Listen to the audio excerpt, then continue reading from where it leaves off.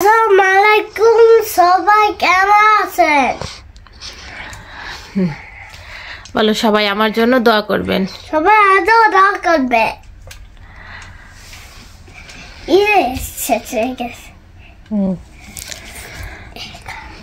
চলো স্কুলে জামা পরো।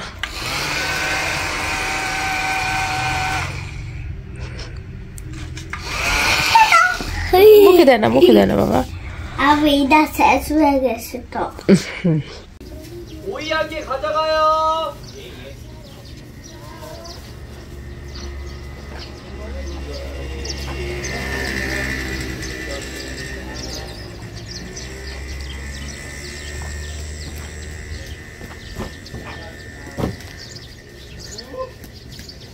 এই তো প্রতিদিনের মতো ইহানকে স্কুলে দিয়ে আমি একটু সবজি কিনে নিলাম।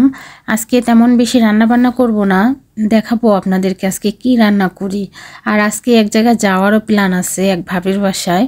তো সব কিছু প্ল্যান মোতাবেক আজকে করে ফেলবো তাড়াতাড়ি। তো এই তো সবজি টবজি নিয়ে বাসায় চলে আসলাম। আর সবজির ভিতরেই তো শুধু বেগুন আর একটু ফল কিনে আনছিলাম। তো টাটকা টাটকা বেগুন খেতেই ভালো লাগে, অনেক দিন ফ্রিজে রেখে বেগুন তেমন একটা ভালো লাগে না। এর জন্য আমি প্রতিদিনের সবজি দেখা যায় প্রতিদিনই কেনার চেষ্টা করি, যেহেতু ইহানের স্কুলের সাথেই এই দোকানটা, আমার অতটা সমস্যাও হয় না। তো এই তো বেগুন মেখে হলুদ মরিচ দিয়ে একটু সামান্য চিনি দিয়েছিলাম, আর এই তো ভাজি করে ফেললাম। আর এটা কিন্তু এভাবে ভাজি খাবো না, এটা দিয়ে ভর্তা করব। আমি সবসময় বেগুনটা এভাবেই ভর্তা করে থাকি। আমি জানি না আপনারা কে কীভাবে করেন, কিন্তু আমার কাছে এভাবে খেয়ে কিন্তু ভালো লাগে। আজকে আপনাদের সাথে রেসিপি শেয়ার করতেছি, তাই আগেই বলে নিচ্ছি আমি কোনো প্রফেশনাল রাঁধুনি না। আমি রান্না করতে করতে যতটুকু শিখছি আর যেটা আমার কাছে ভালো লাগে, সবাই খেয়ে ভালো বলছে, সেটাই আপনাদের সাথে শেয়ার করি।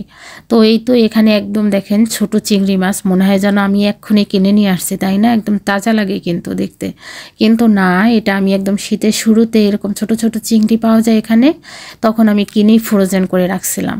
এই চিংড়ি মাছটা দিয়ে আমার ভর্তা খেতে, তারপরে কি বলে চিংড়ি মাছের যে বড়া, ওইটা করে খেতেও ভালো লাগে। এই তো এখন এখানে চিংড়ি মাছটা দিয়ে দিলাম, আর একটু লবণ, কাঁচামরিচ, তারপরে হলুদ দিয়ে ভেজে নিয়েছি। তারপরে সব শেষে রসুন আর পেঁয়াজ দিয়ে হালকা একটু ভাজবো, বেশি না, কারণ বেশি ভাজলে এটা আবার ভালো লাগে না।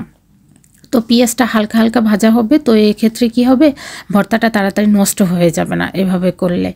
আমি এখানে পেঁয়াজ, রসুন, বেগুন ভালো মতো ম্যাশ করে সাথে শুকনো মরিচ আর সরিষার তেল মাখিয়ে তারপরে তো একটা বক্সে তুলে নিলাম। তারপরে এখানে চলে আসলাম চিংড়ি মাছের ভর্তা করতে। আমার কাছে সব থেকে মজাদার খাবার হচ্ছে চিংড়ি মাছের ভর্তা। কি যে মজা লাগে এটা খেতে, আর কি বলবো। আর একদম সিম্পলভাবে করা হয় কাঁচামরিচ দিয়ে, এটাতে কোনো শুকনো মরিচ ব্যবহার করব না। এই তো আপনারা দেখতেই পেলেন, মরিচ, কাঁচামরিচ আর হলো রসুন আর সরিষার তেল, এগুলো মাখিয়ে পেঁয়াজ দিয়ে এই তো ভর্তার মতো করে নিলাম, একদম ম্যাশ করে। তো এই তো হয়ে গেল আমার দুইটা ভর্তা করা।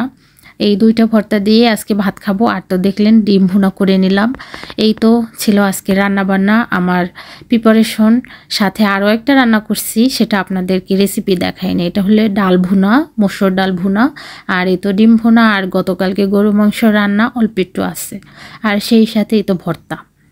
তো তারপরে ইহানকে স্কুল থেকে নিয়ে চলে আসলাম এই ভাবির বাসায়। ভাবির বাসার কাছে আবার একটা পার্ক আছে, ওখানে বাচ্চারা খেলাধুলা করে। আর বাচ্চা পোলাপান তো বুঝেনি, তো তারা তো আর ঘরের ভিতরে থাকতে চায় না, বাইরে ঘুরবে, খেলাধুলা করবে, এটাই তো তাদের এখন সময়। বাচ্চারা যত বেশি খেলাধুলা করবে, অত বেশি তাদের মেন্টাল হেলথ গ্রোথ ভালো হবে সব কিছুতে। এই সময়টা বাচ্চাদের খেলাধুলা করার সময়। আমরাও কিন্তু এক সময় এরকম খেলাধুলা করতে করতেই এখন বড় হয়ে গেছি।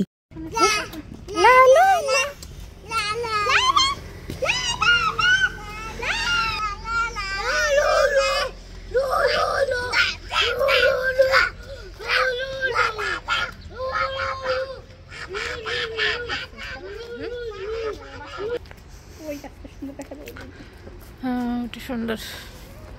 এগুলো সবই ফুল ফুটে যাবে, তখন ভালো লাগবে আপনার জায়গা দেখে।